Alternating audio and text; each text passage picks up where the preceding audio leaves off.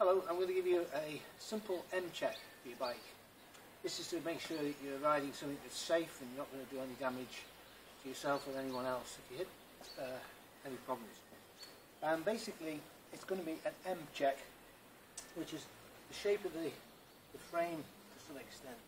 We start at the bottom, and that's, say, at the back here. You can start either end. You've got gears, perhaps. In this case, we've got derailleur gears. We'd expect you need to look at, to ride the bike for a bit and see if it was all okay by changing the gears, including the front gears as well. If they're not working well, the chances are it's because the cables that work the gears are not running through the sleeves very well. That's a very common thing. It's worth looking at changing out those or lubricating them. Anyway, with regards to the back, you want to check that the wheel hasn't got too much play in it, and so that the cones are at the right tension. The wheel can spin freely,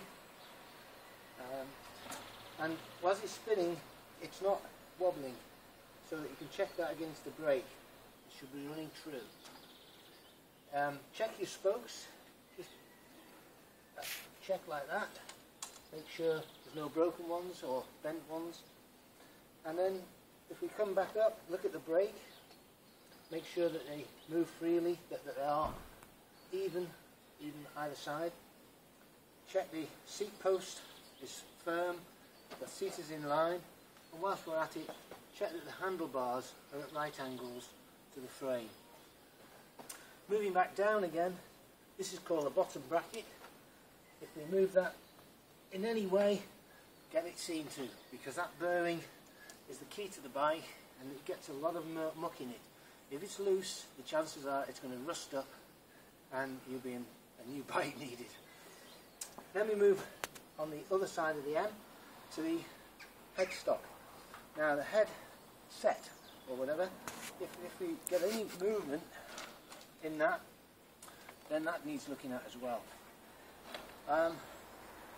Checking the brakes, by the way, if we pull the back brake on, we should be able to hold the bike like that, and similarly with the front brake, it shouldn't move like that. The front wheel, check that it spins and it's not rubbing against the brakes and it runs true. Again, check there's no movement in the hub in that area. Check that your hubs are tight as well, of course. Should have told you that at the back here as well. It's obviously not going to fall off. And it's as simple as that.